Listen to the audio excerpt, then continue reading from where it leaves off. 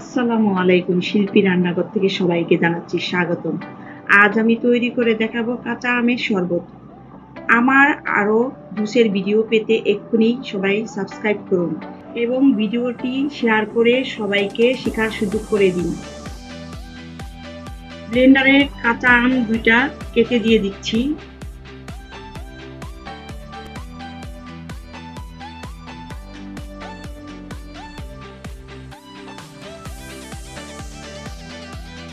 দিয়ে দিচ্ছি 10-12টা বরফ কুচি। পানি দিয়ে দিচ্ছি 1 কাপ। 3টা কাঁচামরিচ দিয়ে দিচ্ছি।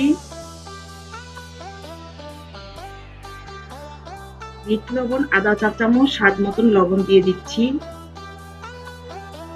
2 টেবিল চামচ চিনি দিয়ে দিচ্ছি। ব্লেন্ডারে ব্লেন্ড করে নিচ্ছি।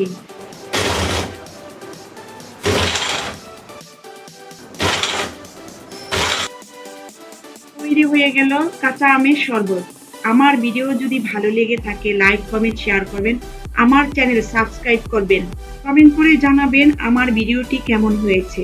ভালো থাকবেন। আল্লাহ হাফেজ।